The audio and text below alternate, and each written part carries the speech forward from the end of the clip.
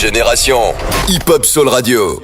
Très bonne soirée à l'écoute de la Hip Hop Soul Radio. C'est Lamal El Pistolero pour l'Octogone. L'Octogone Show, c'est tous les dimanches à partir de 20h. Et la question du jour est: pourquoi avoir été destitué de votre fonction de maire? Et pour ça, nous sommes avec l'ancien maire de Trappes, monsieur Ali Rabeh. Seul, il a donné une leçon à tous les chroniqueurs de CNews. Victoire par KO. Bonsoir, monsieur Rabeh. Comment allez-vous? Ça va très bien et vous? Ça va très bien. Pourquoi avoir été destitué de votre ancienne fonction de maire? Parce qu'il y a un an, j'ai gagné une élection municipale à Trappes. C'était pas prévu, hein. À la base, on avait un maire de 83 ans qui était là depuis 20 ans. Et j'ai décidé de me présenter contre lui. Avec une liste de rassemblement de la gauche. Lui, il a décidé de soutenir Macron, donc on a eu des désaccords, hein. J'étais adjoint au maire et j'ai décidé de me présenter contre lui. Il y avait aussi un candidat de la droite, le candidat de Valérie Pécresse, qui s'appelle Othman Nasrou, et on a joué un match où moi j'étais l'outsider, on me voyait arriver dernier de la liste. Finalement, c'est moi qui suis arrivé en premier, au premier tour, et au deuxième tour, j'ai gagné l'élection municipale de peu. C'est comme quand Lille gagne le championnat face au Paris Saint-Germain. Ah, mais moi je suis supporter du Paris Saint-Germain, donc toi je suis pas d'accord. Ouais, mais c'est comme ça. Des fois, moi aussi je suis supporter du Paris Saint-Germain, mais c'est comme ça. L'année dernière c'était très dur. Mais Lille a mérité sa victoire à la fin. Exactement. Ils ont remporté le titre de champion, ça s'est joué sur la dernière journée du championnat. Mais il faut respecter le vainqueur. Exactement. La différence c'est que quand Paris a accepté sa défaite en championnat l'année dernière, aux élections municipales, par contre, mon adversaire il a refusé d'accepter sa défaite. Donc, lui, un il peu a fait comme quoi? Donald Trump aux États-Unis. Exactement, c'est ce que j'ai dit d'ailleurs quand il a fait un recours. Lui, il est parti saisir la justice en disant: je veux qu'on recommence l'élection, j'ai perdu que de 3 points et j'estime qu'il faut recommencer l'élection. Il a multiplié les accusations. Il a inventé 12 accusations devant la justice. La justice, elle est obligée d'examiner dans ce cas-là les accusations et elle a tout balayé, sauf un point. Un point sur lequel il a réussi à convaincre les juges de recommencer l'élection. Pas de me destituer d'ailleurs ou de me sanctionner. Lui, il voulait ça. En fait, il voulait gagner sur tapis vert. C'est un homme qui est incapable de gagner une élection en face à face, à la loyale, en respectant les règles. On est dans un octogone là ce soir. Il y a des règles, même dans un octogone. Il y a un arbitre. Exactement. Lui, il est incapable de gagner à la loyale, donc il a tenté en fait de gagner par la justice. Après, lui, c'est un pantin pour moi. Ses vrais patrons, c'est Valérie Pécresse, la présidente de la région Île-de-France, qui se rêve présidente de la République, l'héritier de Sarko. Et c'est Jean-Michel Fourgousse, le patron de la droite sur mon... Qui aura peut-être du mal à être présidente justement de la République. Ah, moi j'y crois pas, parce que franchement, avec des méthodes pareilles et des amateurs pareils, on peut pas diriger la France. Déjà que ceux qui sont au pouvoir en ce moment, c'est pas très sérieux. Mais si c'était l'équipe de Valérie Pécresse, je serais très très inquiet pour mon pays. Parce que la France, c'est mon pays. Moi, je suis né ici, j'ai grandi ici. Et je portais jusqu'à il y a encore un mois l'écharpe bleu, blanc, rouge. Et je mariais les gens et je représentais l'État dans ma ville. Et donc il n'a pas accepté sa défaite. Voilà. Il a fait un recours devant la justice. Et devinez de quoi il m'a accusé. Il m'a accusé non pas d'avoir bourré les urnes, non pas d'avoir acheté des électeurs comme le font certains dans sa famille politique. Il m'a accusé d'avoir distribué des masques pendant le confinement qu'on a fabriqués avec des bénévoles de ma ville. On est parti acheter des machines à coudre. Non, attendez. Excusez-moi de vous couper. Déjà, est-ce que je peux vous tutoyer? On se tutoie sans problème là. Avec plaisir.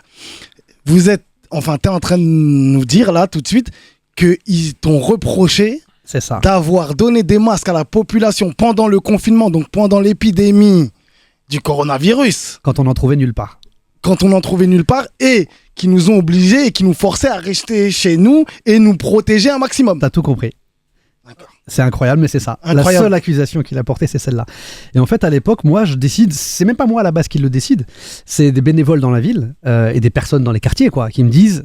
on a envie de fabriquer des masques en tissu, hein. On a des couturiers, on a des gens qui sont débrouillards avec leurs mains, et on est prêt à fabriquer des masques gratuitement et de les donner aux gens. Et en fait, ils vont nous voir le maire de l'époque, le vieux monsieur de 83 ans dont je parlais, qui était là depuis 20 ans. Vous lui avez donné des masques, j'espère. Il en avait besoin. Lui, il pouvait s'en acheter sans trouver manifestement, parce qu'il était maire de la ville. Ils vont le voir et lui proposent le projet, ils lui disent: on aimerait bien monter des masques, est-ce que vous pouvez nous aider, nous financer, nous trouver des salles, etc. Et ils donnent pas suite. Donc, les mecs, je les vois sur les réseaux sociaux qui écrivent par Bakou Diarra, une dame formidable qui a été d'ailleurs à la tête d'une liste citoyenne à Trappes aux élections municipales. Et elle commence à s'agiter pour sa ville et pour les gamins de sa ville, tout simplement pour les familles, les parents. Elle, c'est une maman. Bien sûr. Et à ce moment-là, rappelez-vous, on trouve aucun masque nulle part. Hein. Les gens, ils prennent un bout de tissu à la maison, un torchon, ils coudent ça à la va-vite et ils l'utilisent pour pouvoir sortir faire leurs courses. Et donc, moi, je vois... Dans mon association, j'étais président d'une association, parce que moi je suis sur le terrain pour le coup, ça fait des années, j'ai créé mon association, on fait du soutien scolaire, on fait des sorties pour les gamins, on les emmène au musée, on leur fait découvrir la culture. On essaie de sortir les gens du bitume, quoi, et de leur permettre d'avoir ce que nous on n'avait pas quand on était petits. Et donc, avec cette association, on se dit on va mutualiser nos forces. L'association Cœur de Trappe, c'est ça? Exactement, Cœur de Trappe ça s'appelle. Donc on mutualise nos forces, l'association Cœur de Trappe, d'autres associations de la ville, une association de couturières qui s'appelle les Fils de Fleurs, et ces citoyens qui voulaient s'investir. Et qu'est-ce qu'on fait? On va acheter des machines à coudre à Lidl. Vous savez, les machines à coudre en réduction de Lidl, là, les gens ils se précipitent pour les acheter. Mais on va faire la queue à 8h du matin à l'ouverture pour pouvoir acheter des machines à coudre. C'est véridique ce que je vous dis là. Hein. Donc ça veut dire que l'ancien maire de Trappes allait à Lidl. Il va faire ses courses à Lidl. Ah mais de toute façon, je vais faire mes courses à Lidl, moi, depuis que je suis petit. Bravo. Bravo. Ouais, ça c'est la vie. Tu sais, ça c'est marrant ce que tu dis là, Mal, parce que quand je fais mes courses à Lidl et que je croise des gens de Trappes, ils sont toujours hallucinés. Ils disent le maire il fait ses courses à Lidl. Choqué. Mais moi depuis que je suis né, en fait, on fait nos courses à Lidl. Depuis que Lidl existe en fait. Justement, moi j'avais une question par rapport à ça. T'as étudié à l'université de Versailles, Ouais, c'est ça? c'est ça. Et tu es d'origine marocaine. Ouais. C'est rare déjà une personne qui est d'origine marocaine et qui étudie à Versailles. Ouais. Est-ce que tu as eu des complications quand tu étais jeune justement à l'université dues à tes origines? Pas que à l'université. Bon, le truc, moi j'ai grandi dans une cité. Mes parents, ils sont effectivement, tu l'as dit, ils sont ouvriers, ils sont de l'immigration marocaine. Hein. Moi, je suis de la deuxième génération. Hein. Même si je suis jeune, je suis que de la deuxième génération. Ils sont venus dans les années 70 du Maroc. Mon père dans les années fin des années 60. Ensuite, ma mère en regroupement familial. Ils ont fait 6 enfants, 6 garçons. Et on a tous été à l'école. On a essayé de s'en sortir comme on pouvait. Moi, j'avais des facilités, comme on dit à l'école. J'avais un bon niveau scolaire. Je travaillais pas beaucoup, mais j'avais un bon niveau scolaire. Donc, j'ai eu la chance de pouvoir avoir mon bac et ensuite m'inscrire à l'université. Mais c'est vrai que toute ta vie, tu dois le vivre la Mal. Tout le monde, tous ceux qui ont un parcours un peu similaire le savent. Moi, je sais ce que c'est qu'un contrôle aux faciès. J'en ai vécu toute mon enfance. Et je le dis, je l'assume. Et je suis un maire aujourd'hui de la République, je porte l'écharpe bleu blanc rouge et je dis il faut se battre contre les contrôles aux faciès. On m'accuse là, pendant la campagne par exemple, mes adversaires de droite me disent dans les tracts, hein, ils participent aux manifestations en soutien à Adama Traoré. Le comité Adama est venu avec Assa Traoré, tu le sais Teddy, dans ma ville, et moi je suis venu comme maire apporter mon soutien et faire un témoignage.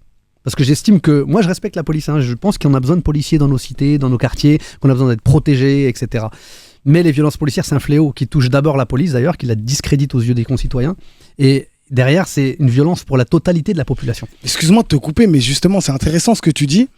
Pourquoi on ne pourrait pas être maire et être contre les injustices? Bah si, mais tu sais quoi, on doit la Mal. C'est pas juste qu'on peut pas, on doit l'être. Exactement. Et d'ailleurs, qu'on soit maire, président mais d'association, chef d'entreprise. Comment on peut te le reprocher en fait? Bah, ils l'écrivent noir sur blanc.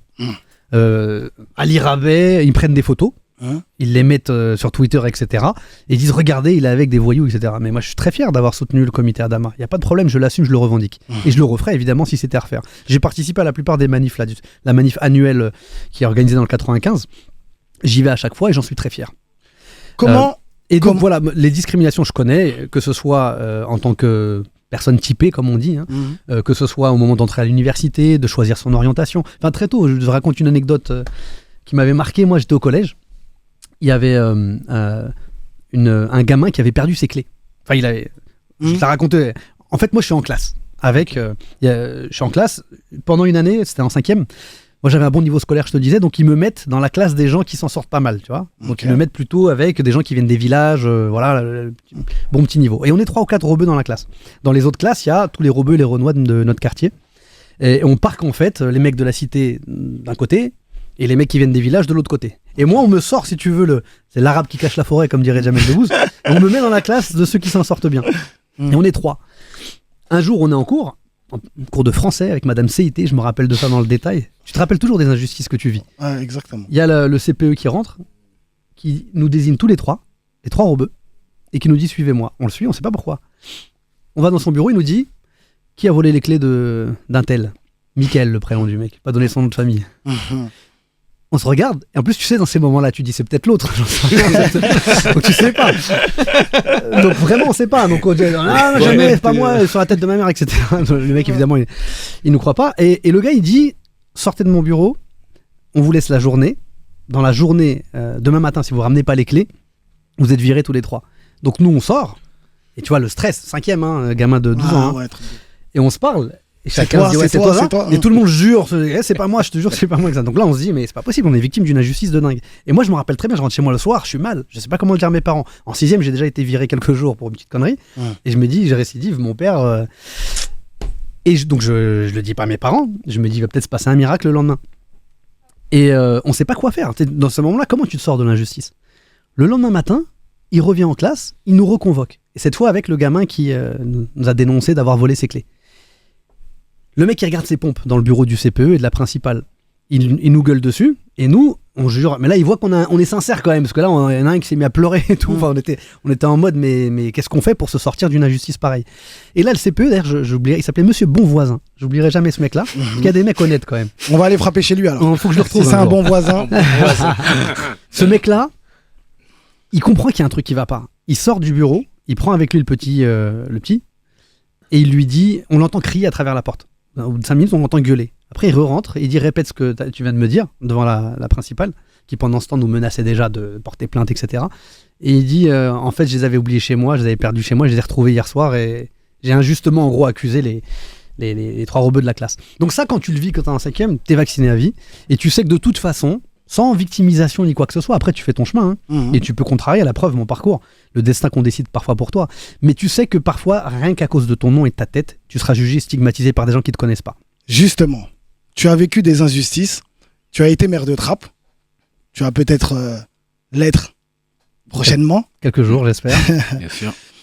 J'ai une question, comment on fait? Est-ce que toi, dans ta ville, justement, à Trappes, tu te bats justement avec la police, justement, contre ces injustices-là?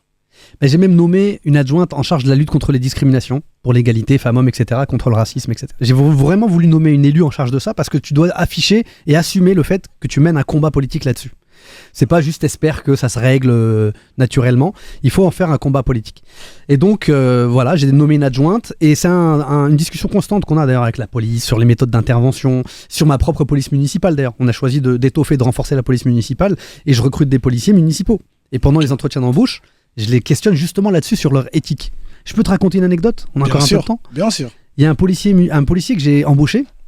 Donc c'est le maire, parce qu'il y a des gens qui ne savent pas et qui ne comprennent pas, c'est le maire qui embauche les polices. Uniquement municipaux. Hein. La nationale, malheureusement, n'a pas le pouvoir. C'est l'État qui gère, le ministre de l'Intérieur, le préfet, etc. D'accord. Mais la police municipale, c'est toi qui embauches, c'est des salariés de la ville. D'accord. Et par contre, tu peux embaucher des gens qui viennent de la police nationale ou de la gendarmerie. D'ailleurs, j'en ai embauché 3 cette année. Et donc, il y en a un, j'oublierai jamais cet entretien. Je lui dis pourquoi est-ce que vous voulez venir en police municipale? Parce qu'en général, quand tu es dans la police nationale, tu préfères rester dans la nationale plutôt que de venir en municipale. Bien sûr. Donc je lui pose la question, un peu piège. Pourquoi vous avez décidé de candidater à Trappes, c'est pas n'importe quelle ville, et dans la police municipale? Il me dit, je suis dégoûté parce que j'ai vécu dans la police nationale. Et je lui dis, racontez-moi. Le mec, il vient de la Réunion, l'île de la Réunion. Tu sais, à la Réunion, là-bas, il n'y a pas de problème pour le coup très peu de problèmes de racisme. Les gens, ils vivent ensemble, quelle que soit leur couleur, ils ne se jugent pas par rapport à ça. Donc lui, il a baigné là-dedans. Il est réunionnais, il est noir de peau, il vient en métropole, parce que la plupart de ceux qui réussissent le concours, ils viennent en métropole pour exercer. Il vient en métropole et il fait plusieurs postes. Il fait des postes juste de surveillance de base devant les bâtiments, etc. Puis à un moment donné, il postule et il est pris à la police de l'air aux frontières, où il gère les centres de rétention, tu sais, là où on met les sans-papiers. On met tous les sans-papiers. Exactement. Un jour, il voit un collègue à lui qui tabasse un sans-papier, gratuitement. Le mec, il est au sol et il le frappe à coups de matraque. Et donc, qu'est-ce qu'il fait, le gars? Il fait un rapport. Il dit à sa hiérarchie, voilà de quoi j'ai été témoin, il n'y avait aucune raison, le type était maîtrisé, il n'était pas agressif, et mon collègue l'a matraqué, quoi.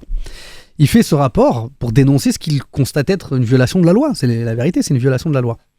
Et il me dit, je suis convoqué par mon supérieur hiérarchique, donc je pense que c'est pour témoigner que le mec me convoque, et le mec me dit, entre un immigré et un collègue, vous choisissez l'immigré. Il lui dit ça. Donc le mec, il me dit, j'étais dégoûté, j'ai demandé à quitter, parce que c'est du coup lui qui doit quitter, vous vous rendez compte, c'est pas le gars qui a... Terrible. Il quitte pour aller travailler dans un commissariat d'une ville voisine et pour bosser plutôt sur les violences faites aux femmes, etc. Puis après, il s'est dit, je vais aller dans un job, dans un corps, la police municipale, où la relation avec les habitants, elle est plus apaisée, où le but, c'est pas de fracasser, de faire le cow-boy, etc. Et moi, je pense qu'on a une police qui doit être renforcée dans ses effectifs, dans ses moyens. Vous savez, les mecs, ils travaillent dans des bureaux, c'est indigne. Moi, les bureaux de la mairie sont beaucoup plus propres et clean que les bureaux dans les commissariats de police de l'État. Hein. Donc déjà que l'État montre l'exemple et traite bien ses fonctionnaires, et peut-être que les fonctionnaires à leur tour vont bien traiter les citoyens. Quand tu maltraites des mecs, ils maltraitent à leur tour sur le terrain. Donc il faut qu'on respecte notre police, il faut remettre des effectifs, mais il faut aussi bien recruter. Moi, j'ai une question déjà, en parlant de discrimination. J'aimerais savoir, est-ce que déjà, on connaît, il y a de la discrimination entre maires? Je m'explique. Maire de Trappes, 78, banlieue, à gauche. Maire de Levallois-Perret, un peu plus aisé. Quand je vois monsieur Ali Rabet à côté de moi, est-ce que je le prends de haut ou pas? ou je le prends en tant que maire au même niveau? Moi, j'ai appris un truc très tôt, c'est de jamais baisser les yeux. Tu vois, je considère, moi, je vais pas estimer ma valeur en fonction du regard qu'on me porte. Ok. Encore plus des mecs qui sont dans le système depuis 70 ans et qui héritent de père en fils, qui n'ont pas de mérite particulier, hein, mais qui héritent de père en fils des mandats ou des positions dans les entreprises. Donc, j'attends pas qu'on me respecte, je me fais respecter. Et donc, j'estime que quand je vais dans une réunion, quand je m'exprime, c'est ma façon de m'exprimer, c'est mon intelligence, c'est mon expérience qui plaide pour moi. C'est pas le regard de l'autre qui peut être condescendant, méprisant, j'en ai rien à foutre. Mais vraiment rien, ça ne m'atteint pas. On te l'a déjà fait ressentir ça ou pas? Tout, mais bien sûr, évidemment. Il y a des mecs, enfin, il y a eu une polémique au mois de février avec un prof de philosophie, et on a eu un moment de tension nationale autour de Trappes. Tout le monde parlait que de Trappes sans jamais avoir mis les pieds à Trappes. Et à ce moment-là, j'ai vu des hommes et des femmes politiques à l'autre bout de la France qui avaient jamais mis de leur vie leurs pieds à Trappes, qui se permettaient de juger sévèrement le maire. Je rappelle que moi j'étais maire à ce moment-là depuis 6 mois. Et ils m'accablaient de tous les maux de la terre. J'étais responsable de tout ce qui n'allait pas, du terrorisme international quasiment. Juste parce que je m'appelle Ali Rabet. Ouais, parce que vous étiez rebeux. C'est insupportable. Je vais donner un autre exemple, récemment là, quand il y a eu la décision de refaire les élections. Il y a un maire à l'autre bout de la France, j'ai oublié le nom de la ville, c'est dans le Tarn je crois, dans une ville quelconque, un maire Les Républicains, du parti de Madame Pécresse, etc. Ce type, il fait un tweet, au moment, tu sais, où à Kaboul, les talibans prennent le pouvoir, il fait un tweet, il dit « Ali Rabet, il y a un poste qui se libère à Kaboul, vous devriez vous présenter là-bas. » Tu vois, le mec, je ne lui ai jamais parlé, je le connais pas. Il sait pas ce que je suis, il sait pas ce que je vaux, il sait pas ce que j'ai fait dans ma vie. Mais il tweet comme ça. Tu vois un peu ce qui se passe dans la tête malade de quelques-uns. Là, je suis obligé de faire un petit jeu de mots parce que moi, je suis comme ça. Attrape-moi si tu peux. Voilà, on est des rebelles, on va se dire justement, on se fait la malle, on essaye des trucs. Et en plus, le maire vient de Trappes. Déjà, est-ce que tu penses qu'il y a plus de vices dans la politique ou dans la rue, dans la street? Beaucoup plus dans la politique. Pourquoi? Ben, en fait, il y a plus de mecs de la street en prison alors. Parce que les délinquants en col blanc, il y en a un là, qui était ancien président de la République, qui s'appelle Nicolas Sarkozy, qui vient d'être condamné. Est-ce que vous avez vu les politiques là se défiler sur les plateaux télé pour dire il faut des peines plus sévères, il faut l'incarcérer, etc. Non. D'ailleurs, lui-même, ils ont retrouvé des tweets à l'époque où il disait toutes les peines de plus de 6 mois, il faut les faire en prison, il ne faut pas les aménager. Ouais, bien sûr. Les Oui, récidivistes, il avait dit un truc de fou. Il a dit ceux qui reviennent 17 fois devant le tribunal, la peine planchée, c'est il faut les juger. Voilà. Ouais, c'est vrai, avec Rachida Dati. Il faut les juger pour l'ensemble de leur œuvre. Bah là, il faut le juger pour l'ensemble de son œuvre. Il a été condamné déjà 2 reprises. C'est un délinquant. Moi, je dis Nicolas Sarkozy est un délinquant en col blanc. Il doit être incarcéré pour cela. Et c'est normal. Comme ça rassurera tout le monde sur notre système de justice. Mais il sera jamais incarcéré. Donc On la sait justice, on n'est pas rassuré par la justice. La justice est injuste. Malheureusement, la justice n'est pas toujours juste, en tout cas. Et malheureusement, la justice, c'est cette chanson de Sniper, il y a celui qui connaît la loi, il y a celui qui connaît le juge. Et c'est un vrai sujet de tous avoir confiance en la justice. Pour ça, il faut des exemples. Jérôme Cahuzac, un mec qui était ministre du budget, il a fraudé le fisc pendant des années. Il mettait de l'argent en Suisse et à Singapour ou je ne sais quoi. Comment se fait-il qu'il n'a pas fait quelques mois de prison minimum, pour l'exemple? Pendant ce temps, effectivement, vous avez une maman qui va piquer un truc à Carrefour ou je ne sais quoi, ou vous avez une caissière qui va faire une erreur de caisse ou il y aura un trou de 10 € ou je ne sais quoi et on va la licencier. Mais pour moi, en tant qu'homme politique, quand on est dans le monde politique, on sait qu'on arrive dans un monde de requins. On est forcément d'être un peu comme ça aussi. Bah c'est pas le cas. Et moi c'est ma fierté. Franchement je vous le dis, je viens du terrain, je suis enfant de classe modeste, etc. Fils d'ouvrier et j'essaie de rester moi-même et d'être un minimum sincère. Et par contre ce qui est vrai c'est que tu vois ça fait maintenant 18 ans que je suis investi en politique et j'en ai vu des pourritures, j'en ai vu des salopards, j'en ai vu des malhonnêtes, j'en ai vu des cyniques, des double faces, etc. J'essaie moi de rester moi-même. Et le jour où ce système va finir par m'écarter, bah, je m'en irai, c'est pas grave. Mais moi, ma fierté, c'est que je me suis jamais vendu pour personne. J'ai jamais baissé les yeux. Et j'estime que je les baisserai jamais. Et je sais très bien que j'ai autour de moi des gens, ne serait-ce que mes frères et mes parents, qui le jour où ils verront que je suis plus moi-même, ou que je me comporte pas comme je me suis toujours comporté, vont me mettre des baffes derrière la tête, parce que je resterai le 4e de la fratrie, et un parmi beaucoup d'autres. Tout à l'heure, tu as cité justement Sniper. Tu écoutes du rap? Ouais. Un maire qui écoute du rap, ça c'est lourd. Ça, c'est lourd. Il adore Kerry James. Voilà, j'allais Vous dire savez quel qu'on m'a est ton pris la rappeur tête préféré? Est-ce que vous savez j'ai une petite égalité, j'avoue, entre Akhenaton et Kerry James, parce que les deux vraiment m'ont construit. Tu vois, tous on a été construits par des trucs dans la vie. Et parmi les choses qui m'ont construite, moi, il y a ces 2 grands artistes du rap français. Kerry James, par exemple, c'est vraiment on n'est pas condamné à l'échec. Quand j'allais à la fac, que je galérais, qu'il y a des gars de ma génération qui dealaient, qui roulaient dans des belles bagnoles. Moi, j'avais pas de bagnole, je rentrais tard le soir de l'université. J'étais obligé de galérer à prendre des trains, à monter sous la pluie jusqu'à mon quartier. Il y a des mecs qui me récupéraient en stop, avec qui j'avais grandi, qui avaient des belles voitures, etc. Et qu'est-ce qui me permettait de rester déterminé et de pas sortir de ma voie, c'était d'écouter des grands artistes, des mecs comme Kerry James qui me donnaient la niaque et qui me disaient que j'avais de la valeur et que ma réussite, c'était pas juste ma réussite, mais derrière celle de peut-être de toute une génération. C'est ça ma fierté comme maire aujourd'hui. Je vais te dire, quand je croise des mômes de 8-10 ans qui me regardent en se disant c'est incroyable, c'est possible, ils l'ont fait, en quelque sorte, comme dans le fameux film. Ça, je suis super fier, parce que je me dis que ces gamins-là, contrairement à moi peut-être, qui ai quand même réussi à pousser les portes, ils vont se dire en fait c'est possible, lui il l'a fait, donc c'est possible, donc moi aussi je vais tenter de devenir ingénieur, je vais tenter de devenir médecin. Chacun son rêve, hein. Politique c'est vraiment... tu sais, si j'avais un gosse demain, franchement je lui conseillerais pas de faire de la politique. Tu prends trop de coups. Tu disais tout à l'heure la différence entre la rue et la politique. Dans la rue, je te jure qu'il y a plus de règles qu'en politique. Où tu sais qui les donne. Tu vois, tu sais, dans la street, tu sais qui est ton ennemi. Mais là-dedans, on le voit là dans cette campagne, à des têtes, je te jure, jamais tu aurais pensé que et oui. Il change de bord comme ça là. Tu dis mais hier t'étais avec nous. Et le lendemain tu retournes ta veste et on n'est même pas au courant que t'as retourné ta veste. Et mais même lui il est pas au courant qu'il a retourné sa veste. Et tu sais ils disent des propos, tu sais que c'est lui qui a tenu ses propos. C'est ça. En termes justement, tu parlais un peu de dealer tout ça. Est-ce que tu sais combien coûte un pocheton de bœuf? Bon, moi à l'époque ça coûtait dans les 20 balles, mais ça dépend comment. Moi, le marché de la bœuf, j'ai jamais consommé, moi. Même un joint, tu vois, jamais. T'as jamais acheté de shit, jamais. Mais même les cigarettes. Ouais. Tu vois, moi, c'était mon délire. En fait, j'ai tapé un délire quand j'étais au lycée. J'ai juré que je fumerais jamais. Parce que je me rappelle, des gens voulaient m'engrainer, et moi, je suis une tête dure. Quand tu m'engraines dans un truc, je fais le contraire. Donc, je me rappelle très bien, je me suis dit, je fumerais jamais. La clope, hein. Je parle même pas de la bœuf, etc. À partir du moment où j'ai décidé ça, j'ai jamais changé. Okay. Mes frères fumaient, etc. Moi, jamais. Quel est l'artiste de trap, que ça soit humoriste ou autre, préfères-tu? Non, là je peux pas parce que à côté de moi il y a Teddy. Si je dis pas Chabodo,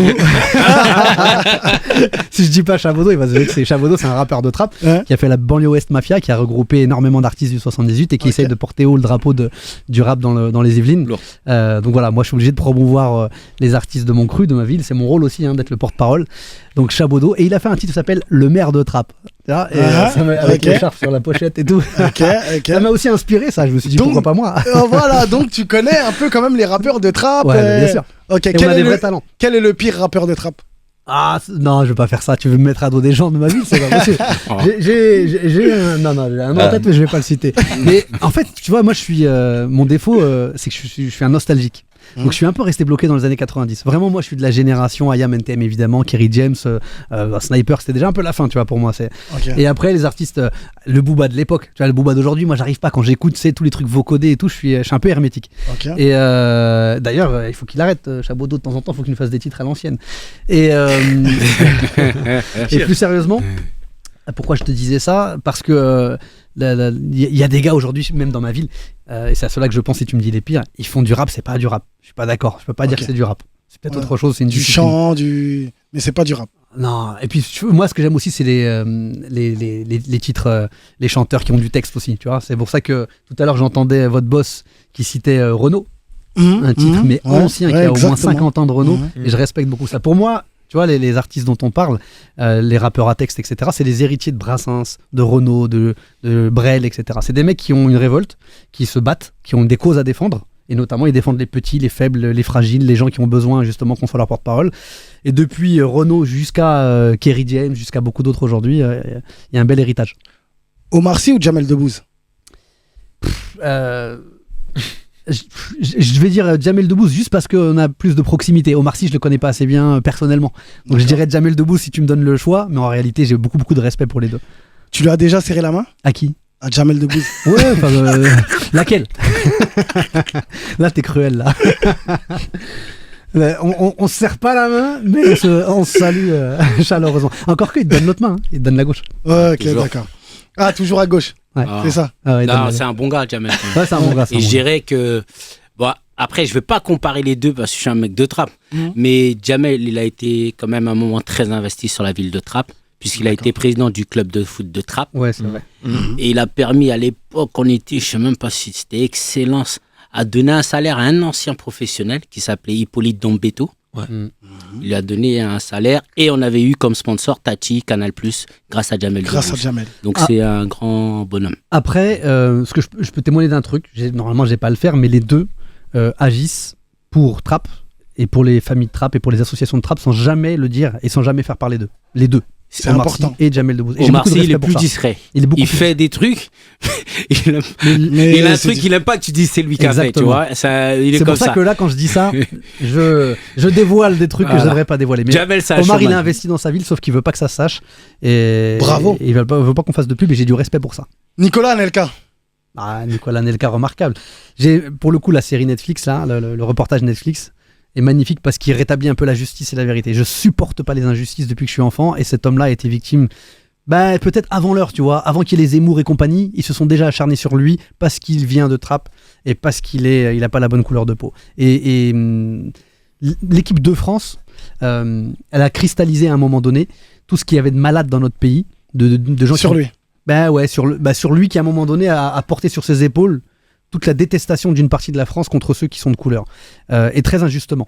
Et depuis le journal de l'équipe, je l'achetais de temps en temps avant, je l'achète plus depuis que j'ai lu le documentaire qui rend justice à Nicolas Anelka.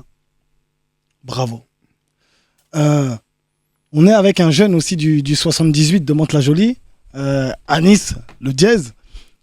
Avais-tu une question justement à poser Ouais, justement parce que nous dans le 7-8 on a suivi ton histoire, Ali. Ouais. Le rebeu qui se présente aux élections, comme tu as dit, c'est un peu le film Ils l'ont fait, qui notamment a été interdit à Trappes de diffusion, parce que justement ça montre l'histoire d'un mec de quartier, là en l'occurrence c'est Camara, un Renoir, qui devient maire, justement parce qu'il incite les jeunes du quartier à voter, etc. C'est une belle histoire. Mais au-delà de ça, comme tu es un parfait orateur, tu connais ton sujet, on a vu l'épisode de Morandini, où il t'a un petit peu mis mal à l'aise, alors que d'habitude on te met pas mal à l'aise. Est-ce que tu peux expliquer aux auditeurs comment il a fait justement, quelle entourloupe il a fait? Parce que tout à l'heure tu parlais de sincérité en politique, etc. Qu'est-ce qu'ils ont fait pour, entre guillemets, réussir à te mettre mal à l'aise? Moi je suis un mec qui a de l'expérience politique mais un peu naïf. Ouais. Tu vois, et j'ai fait une grande erreur. C'est que j'ai considéré que ces gens-là ont une parole. Maintenant je suis vacciné, je sais qu'ils n'ont pas de parole. J'ai eu au téléphone 5 minutes avant l'émission. Au moment où je m'apprête à sortir de chez moi, j'ai un membre de l'équipe de Morandini et je lui dis écoutez, si vous me prenez la tête, si vous me questionnez sur les histoires, parce que tu sais... Le fameux prof. Tu sais, le principe, c'était à l'époque de la polémique avec le fameux prof, où on disait Trappes est une ville en dehors de la République, il n'y a que des islamistes, il n'y a que des terroristes là-dedans, etc. À un moment donné, tu sais, tu connais cette phrase je crois que c'était Pasqua ou Seguin, je sais plus, quand il y a une affaire, vous créez une affaire dans l'affaire, puis une affaire dans l'affaire dans l'affaire. Comme ça, vous embrouillez tout le monde et plus personne ne sait qui a fait quoi.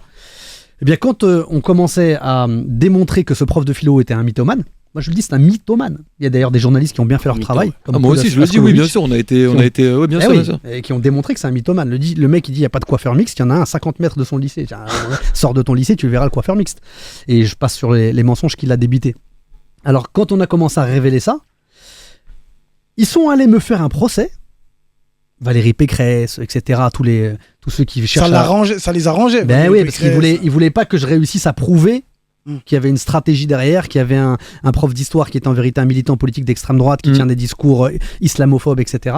Et donc à un moment donné, ils ont eu besoin de me faire un procès à moi, de retourner en fait l'accusation. Et donc moi j'allais tous les jours, depuis qu'il y a eu la polémique, j'allais au lycée pour soutenir les élèves, pour soutenir le chef d'établissement, pour soutenir les profs. Et j'étais accueilli à bras ouverts. À bras ouverts, on mangeait des croissants ensemble, etc. Avec le proviseur, il y a des photos en plus où on nous voit ensemble, etc. Ils sont allés inventer que je suis rentré de force dans ce lycée, comme si c'était possible d'imaginer un maire qui escalade. Il y avait des flics devant le lycée. Évidemment, à l'époque, comme il y avait de la tension, risque, je sais pas quoi, qu'un mec vienne, tire dans le tas, etc. Ils ont mis des flics. Et donc les flics, ils m'ont vu escalader la grille, ils m'ont laissé faire. Non mais c'est n'importe quoi, c'est pas crédible. Donc ils sont allés inventer ça. Et moi, Morandini, il commence à laisser entendre qu'on va nous questionner là-dessus. Je lui dis, écoutez, si c'est pour parler de ça, moi je suis là pour vous parler de Trappes, des réalités de Trappes. Si vous voulez me parler de cette polémique que mes adversaires inventent pour détourner l'attention des vrais sujets, je refuse. Faites l'émission sans moi, il n'y a pas de problème. Vous allez interroger, il y a plein de trappistes sur le marché, allez leur parler.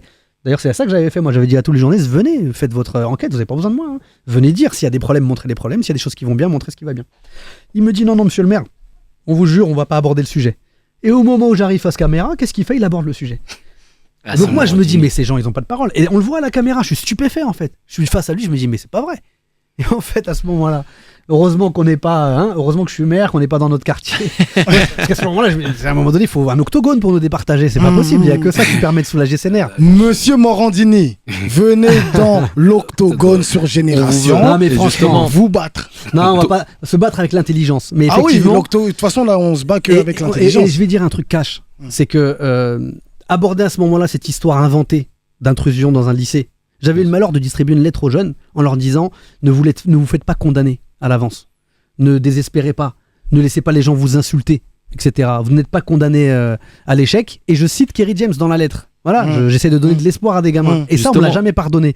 Et donc, du coup, ce que j'aurais dû lui dire à ce moment-là, c'est hors sujet, mon ami, ce que vous m'évoquez sur ce lycée. C'est aussi hors sujet que si aujourd'hui je décidais d'aborder la question de la pédophilie ou des agressions sexuelles commises par des journalistes qui pourtant continuent à parler sur les plateaux télé. Si vous voyez de quoi je parle, de qui je parle. Du coup, toi qui es fan d'Akhenaton, du coup, pour rebondir sur ce que tu disais, est-ce que tu penses que tu représentes la fin de leur monde ? Ah, j'espère bien. J'en suis convaincu du fond de mon âme. Tu vois ? J'en suis convaincu du fond de mon âme. En fait, on vit, je crois, j'espère, il faut qu'on se batte pour ça, tous, à notre place.